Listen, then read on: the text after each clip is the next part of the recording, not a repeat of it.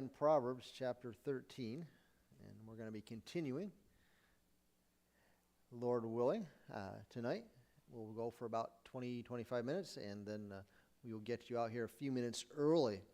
But we left off in verse 15 last week, and we're going to pick up in verse 16. So a lot of these Proverbs, unlike the first chapters we've gone through, are not connected. They seem to be connected maybe to one around them, but not as an entire chapter. So we've been doing individual pieces of wisdom. So verse 16 of chapter 13 says, "Every prudent man acts with knowledge, but a fool lays open his folly." So we get our screen up there. Where would you put this guy in our grid? Which one of the 9 squares, or maybe more than one if you thought maybe that would be the case?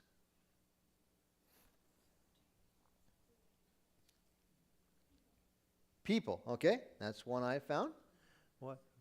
What other one, if you think of any, or you think it is appropriate? Tongue, okay. Anything else? I also thought about maybe it was the end, because the fool lays open his folly, and that would not end well. But that one I wasn't as confident in.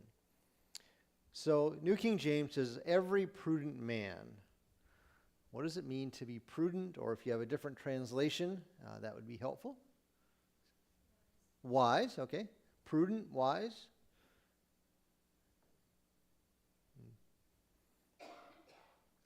So here are some other options: shrewd, thoughtful, sensible, cautious.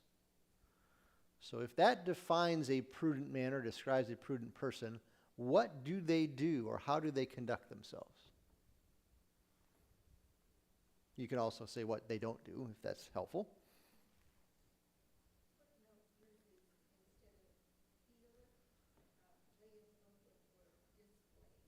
Okay, you're in the second half of the verse out there. We got to get through the. We're talking about the prudent man. We'll get to the folly, but that is a helpful distinction. Oh.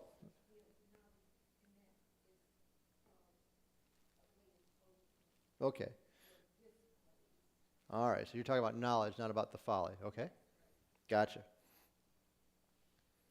What does a prudent man or prudent individual do? How do they live their lives? How do they make decisions? Okay. Okay, get right to the point. Don't beat around the bush. Act sensibly. What did you say, Cindy? Cautious. Okay. So if that's what this person is, what does that look like in practical terms? Because this isn't really, again, this is not exactly a moral issue. This is a practical piece of wisdom. What does that mean for how they live or how they conduct their lives? Stop and consider and think things through. Okay, so you have some thought process, some consideration of options, ideas. What's the best choice? What's the best course of action? Which ones do I want to avoid? How do I not end up in trouble in either making a financial decision or just working through a project, building something? How do I make sure that what I build is solid, is stable? So that's the cautious, the prudent individual. What about the fool? If you are a fool, what does Solomon say you do?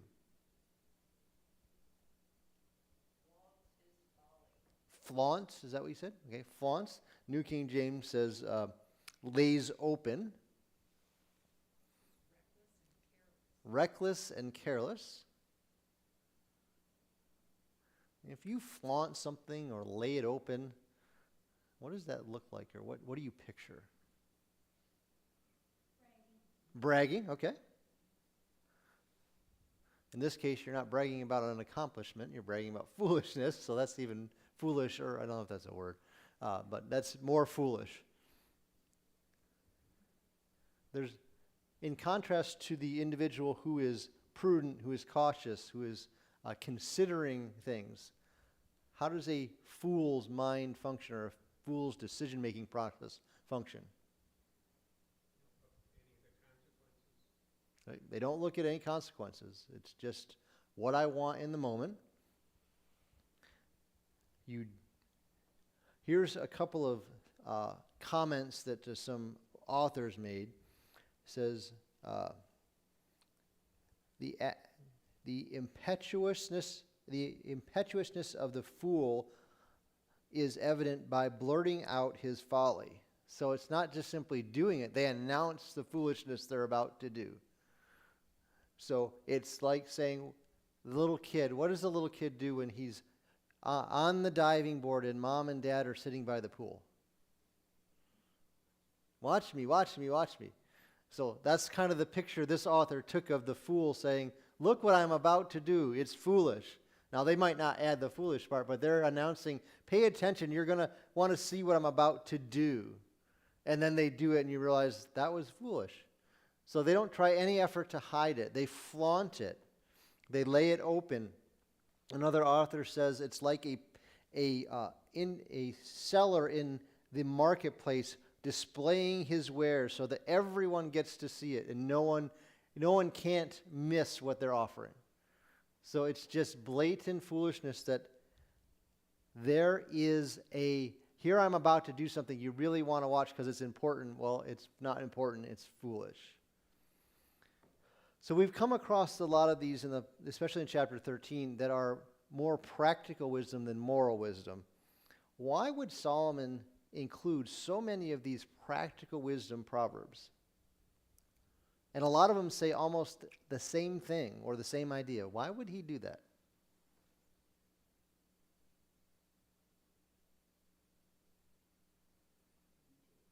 What's that? We need to hear it. Okay. So what does Solomon know about his audience, which a significant part of it is for his children, but there are also others. What does he know about his audience?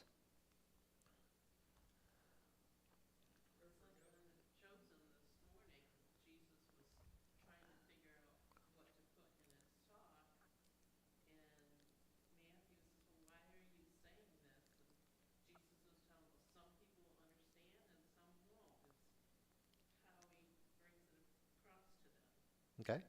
Understanding what your audience needs to hear and how they think, how they process information.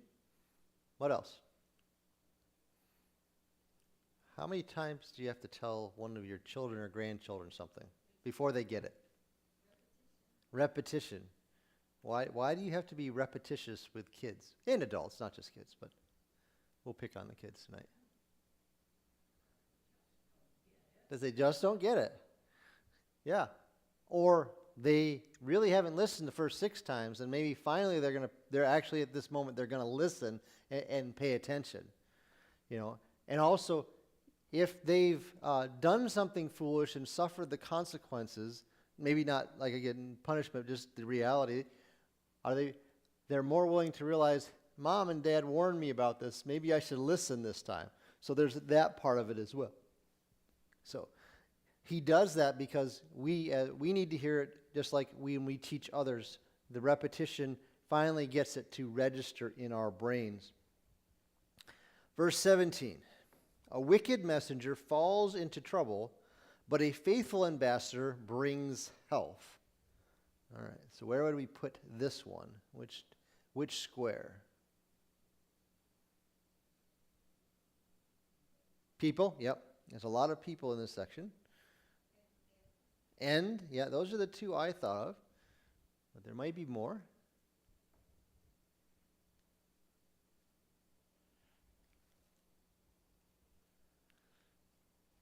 All right, so what happens to a wicked messenger according to verse 17?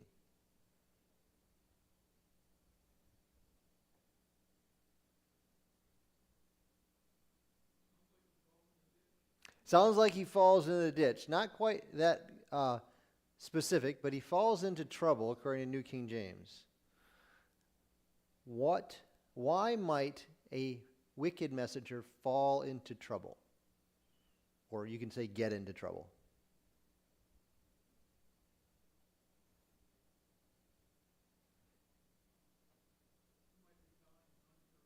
Okay, so he may be lying or not giving the whole message. Okay, so he might be punished for his disobedience if the individual who sent him as a messenger finds out. How else might he get into trouble?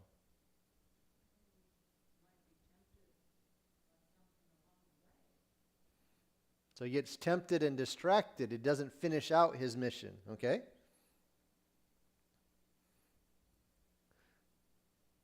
Have you ever sent someone to do a job and it either comes back they don't come back having done it or not done it properly, or they come back and it's not done at all? Why? What reasons do they give for not completing their job or completing their mission, as it were? I can't. Okay, and that might be legitimate in some cases. Didn't have time. So that goes into, why didn't you have time? Is it because you weren't given enough time, or you wasted a bunch of time and then realized you didn't have enough time?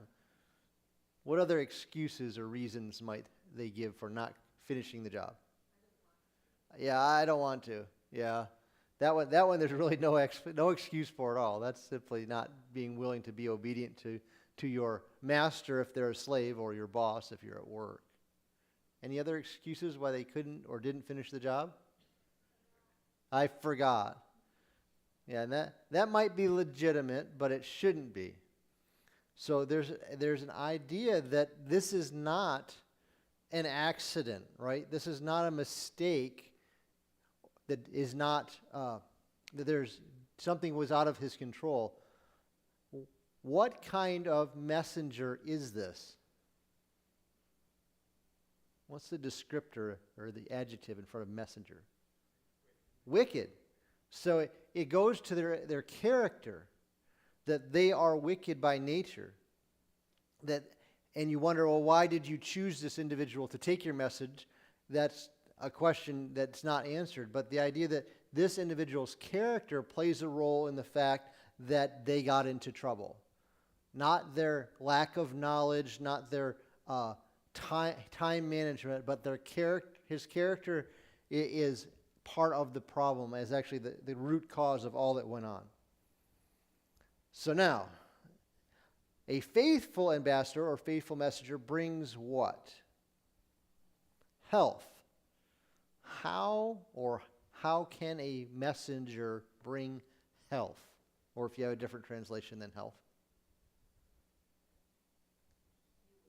Healing. So yeah, that's the other most common translation is brings health or brings healing.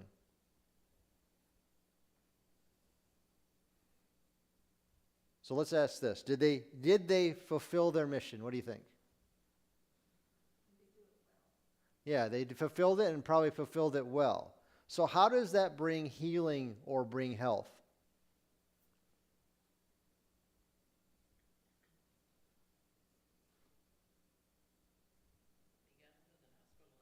Okay, it could be running to the hospital on time. There's no context. It's just a wicked messenger and a faithful messenger. So we don't know what the message is or what the job is. So it's pretty broad.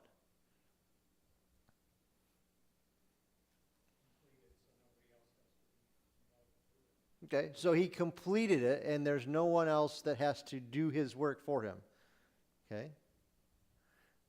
If he completed it, how is the person who sent him feeling, or how is the person who sent him responding when he comes back having completed his message or mission successfully?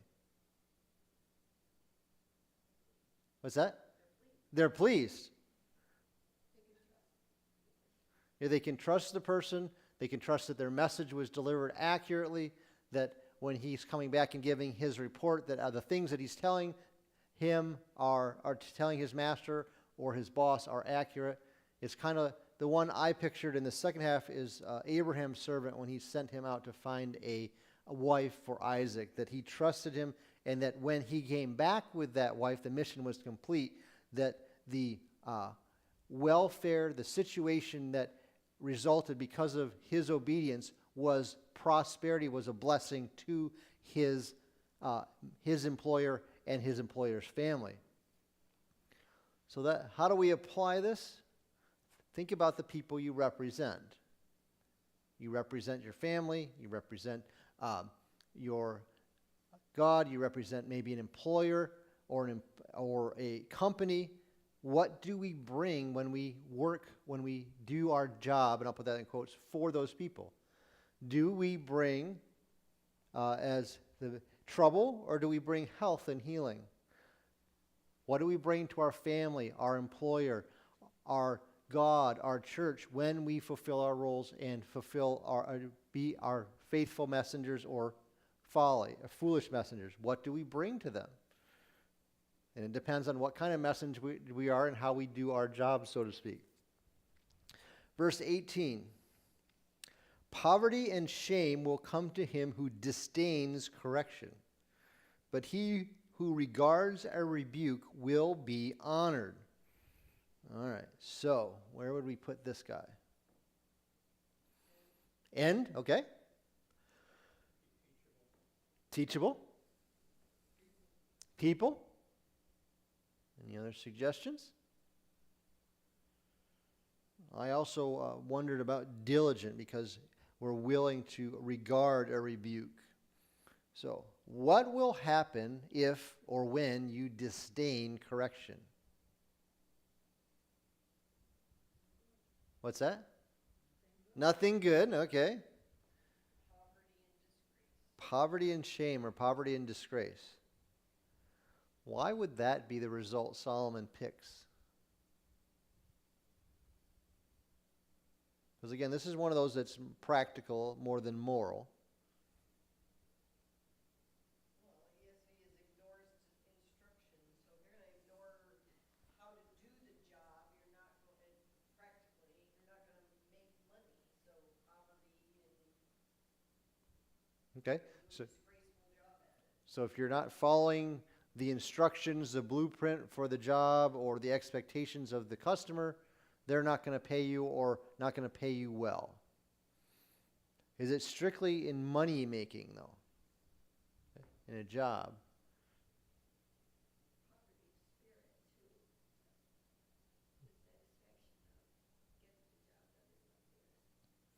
Yeah, there's no sense of accomplishment or satisfaction if you're not doing the job well.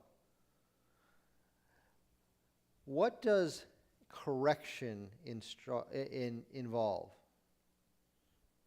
That's an interesting translation for New King James. If you're receiving correction, what might that look like, or what might that involve? What's that? It's hard. Okay. Is correction a nice word, a bad word? What do you think? It could be both. Okay. It's necessary. Yep. What if we translated the word poverty and shame will come to him who disdains discipline? Is that different than correction? What do you think?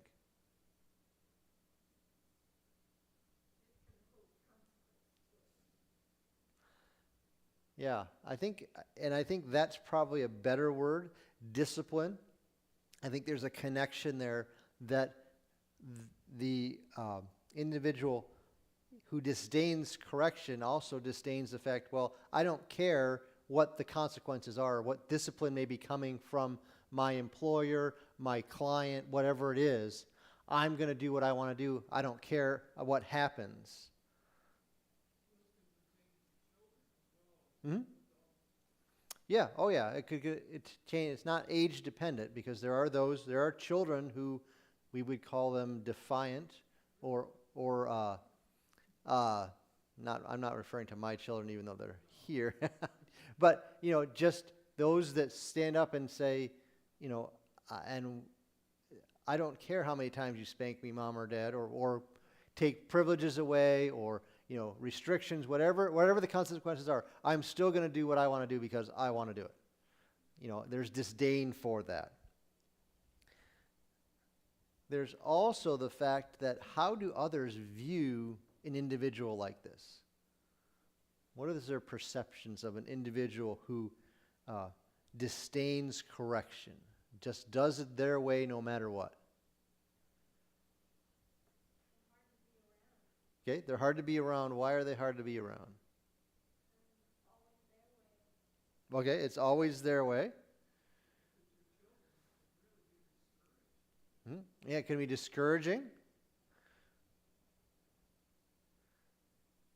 What else is our reaction or response to someone who is disdaining correction or disdaining instruction? Yeah, there's a tendency, to give them a few chances and then simply say, I don't want to be. It's not worth my time. It's not worth my effort because you're not willing to listen. It's only about you. And there's also, if they're a child or a parent or a relative, there might be some shame and embarrassment that, they're like that, and it reflects on you somewhat. What happens if you're willing to regard a rebuke? What's that? You'd please the Lord.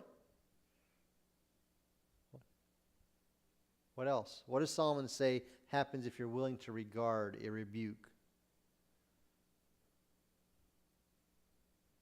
Honor. Honor, maybe even you could add success to that, because it's in the contrast with poverty and shame. So the honor and success would be appropriate to think in the contrast. So to be successful, to have honor, what do you have to do according to this proverb? Work hard, right?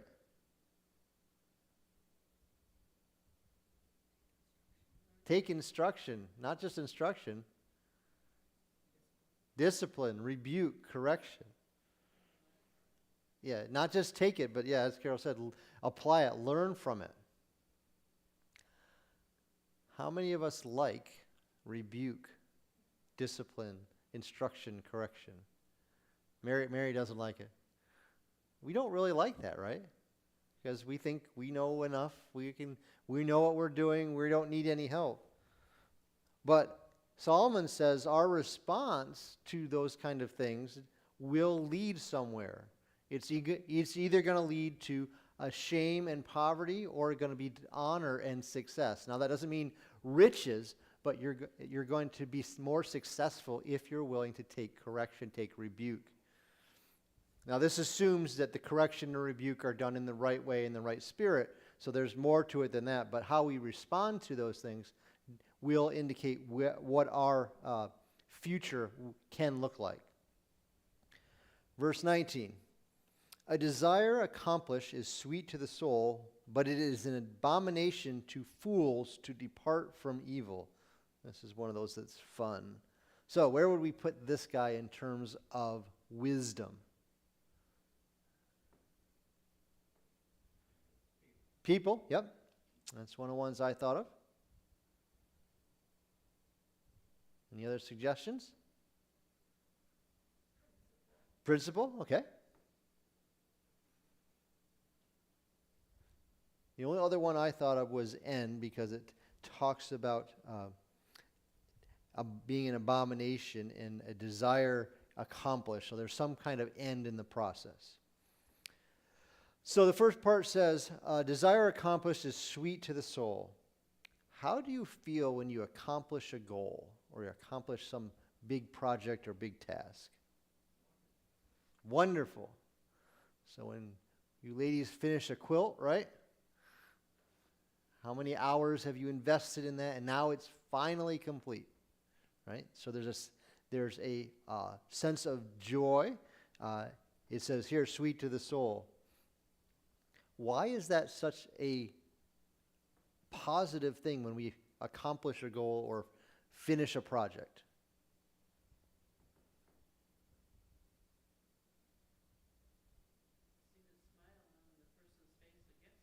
Okay, so if it's something you're working on for someone else, you can see the joy that gift will bring. But there's joy even before you give it, right? That you've accomplished it, that you finished it. So why does that bring so much joy? Yeah, I think that's part of it. God made us to work.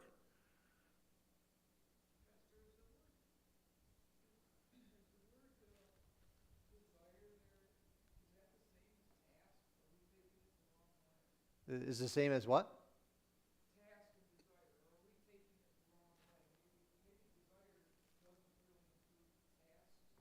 Well, I mean, it does. I think it's bigger than that, though. I mean, what are some things that we could desire? Not sinful things, but things that we could desire to have happen or to experience, to accomplish.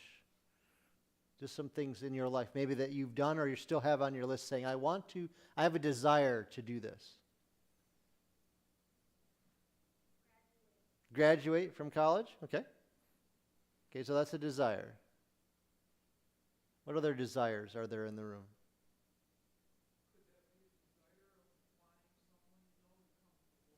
Sure.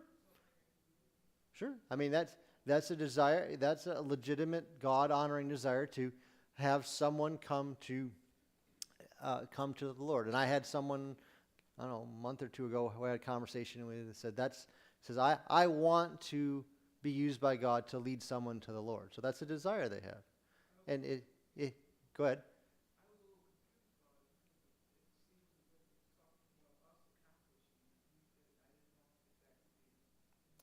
Well,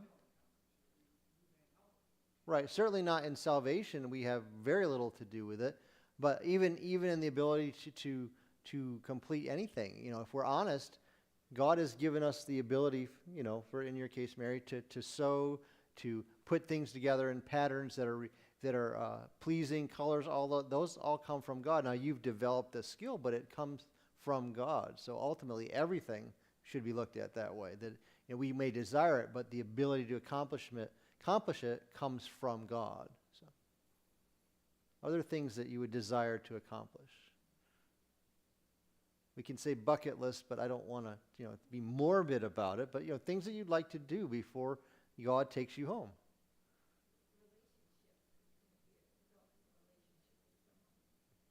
Okay, yeah, developing a relationship with someone. You can think about the area of God's world that you want to see, the creation, that He's been been made each area of the world very different, very unique, and that the opportunity to see some of those. Maybe the desire is to have grandchildren if you don't have them yet, or great-grandchildren if you don't have them yet, And when those things happen, they bring joy. Whether you had a big part in it or a little part, they still bring joy when you say, I want this to happen, and it happens. But, that's verse 18. But it is an abomination to fools to depart from evil. So what's the contrast to having a fulfilled desire, reaching a goal, making an accomplishment?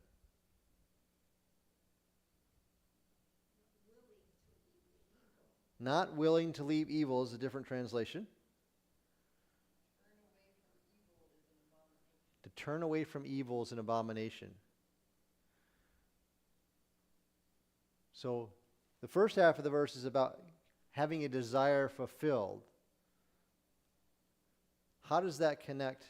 And I struggle with this one, so I want to have you think about how does that connect with a fool who is unwilling to turn away from evil? Any ideas, any footnotes, any thoughts?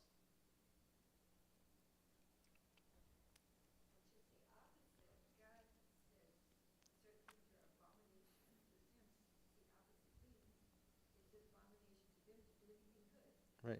Yeah, the abomination, the disgust, the revulsion at being unwilling or even thinking about departing from evil. So their desire is for evil, and they don't ever fulfill it, and they won't ever give it up. In contrast with a desire accomplished brings joy. Their desire is never accomplished. They're not willing to say, this is enough evil. I've done enough evil. I'm done. Here's a couple other translations of individuals who tried to help us understand this. It says, in spite of the sweetness of good desires accomplished, fools will not forsake evil to attain it. So that's an individual doing their own translation. Here's another one. For a wicked man to leave or abandon evil is detestable. So he says, I want that so much, I'm not willing to give it up. I can never accomplish enough to satisfy me, to have that desire, have that the sweet, my desire will never be accomplished, so I'm just going to continue to pursue it. It's never enough. I won't ever give it up. It's revulsion. It's revolting to say, I'm done pursuing evil. Yeah, it's a good perspective. Total bondage to that desire, that sinful desire. So, as I was thinking about our application, so what satisfies you and I?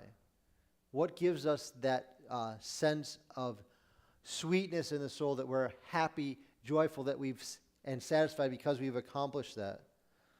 And then on the flip that coin over and say, what are we never satisfied with or about? What do we continue to pursue no matter what? It's never enough. I always liked one of the Rockefellers was asked about how much more money they needed, and they said at least $1 more. So that was never enough. And we can have those areas in our lives that we don't ever have enough of this or that, whether it's an actual physical thing or experience, whatever it is.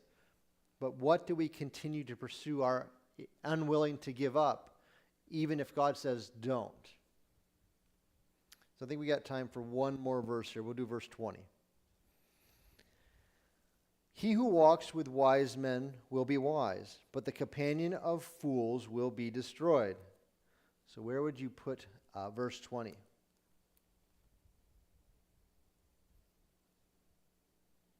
End, yep. That's one of the ones I thought of. Path, because it talks about walking. People. Yeah, those are the three I kind of settled around, but there might be more that you could think of. So what does it mean to walk with wise men?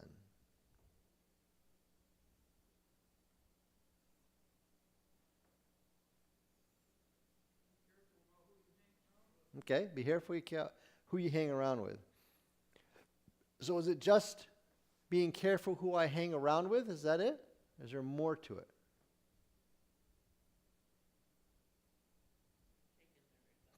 Okay, so taking their advice. Fellowship with, yeah. So I think you're getting, the idea of walk doesn't simply mean I spend time with them or I'm actually literally walking. It's the way I conduct my life. These are the people who I spend time with and allow to influence with me. So if I am allowing wise men, now again, this isn't moral wisdom necessarily. It can be, but it's not limited. Just wise individuals, if I'm allowing them to impact my life, what is going to happen to me?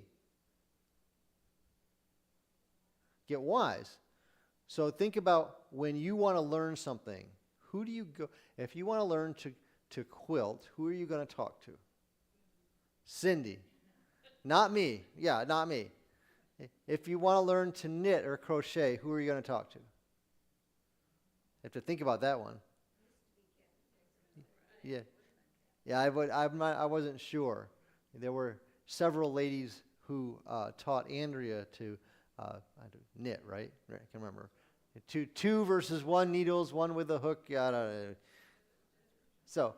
So, but they were, and one of them I learned just this past week. What is Cheryl? She's a master knitter. Apparently there's tests you can take or something. And so she's like, anyway. So those are people you go to. If you want to learn about flower gardening, who are you going to go to? Mary Lou Payne, okay. Anybody else? Terry Ron. Someone's pointing to Dan and Nancy Winch. So Nancy says no, but I've seen some of your, someone just pointed like this behind you, so I didn't, but yeah. If you want to know how to build a foundation, who are you going to talk to? Dale, yeah. Or I've learned, the more I've gotten to know Dale, pretty much build almost anything, because he can, you want to learn about farming, you're going to talk to Carl. You want to learn about telephones, talk to Lauren. We go to these people who are wise. And that's not all they can teach us, because built into that is their work ethic, their character, how they solve problems. But if we want to be wise, then we seek out those individuals and we spend time with them. All right. But the companion of fools will be destroyed. If you choose the other kind of people, non-wise people, unwise people, what's going to be your result?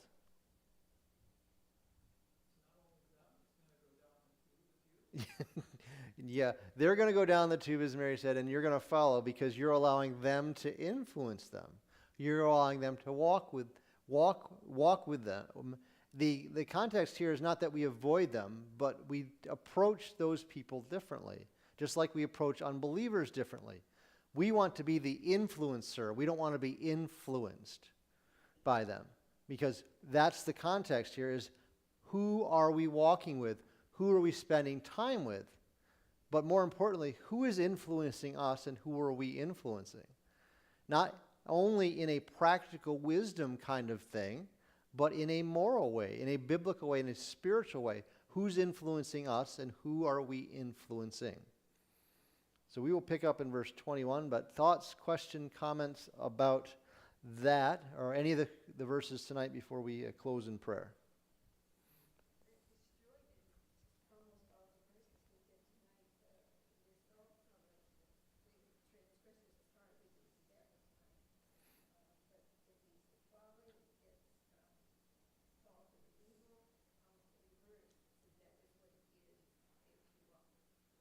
Yeah, so the negative consequences for choosing a lifestyle or choosing companions and influence in our lives is foolish, practically and obviously morally and spiritually. The consequences are pretty dire and they're pretty graphic, but we don't always think that way. We think, I don't know if as Carl said, we just think in the moment of what we want in terms of that issue, that desire, and we don't look long term, and that's what wisdom is all about. Barb.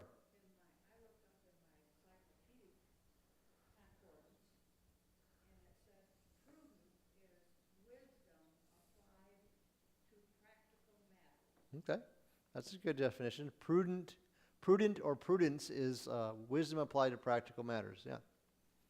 So, any other comments? All right, well, let's close in prayer. Father, we thank you for the opportunity to continue to grow in wisdom, both practically and spiritually. We thank you for the reminder of, even in practical things, looking long term of who we're allowing to influence us and who we're allowing to invest in our lives. Help us to be wise in those we choose. May we also be influencing others, both in practical wisdom and practical things, but more importantly, spiritually and morally, that we are pointing others towards Christ with our conduct, our behavior, our choices, and our actions. We look forward to a week of ministry, a week of serving, a week of being with others and being salt and light and encouraging them to make wise choices, both practically and spiritually. We thank you for the opportunity to worship this evening in studying your word, but also this morning as well in music and singing. We look forward to what you're going to do starting next week in small groups and the relationships that will be built and the truths that will be presented to individuals' hearts and lives, and we ask that they would be wise and not only hearing them, but also applying them and choosing to look at their lives in light of Scripture and understand what they need to do and what your Holy Spirit is speaking to them about. We thank you and praise you for all this. In Jesus' name, amen.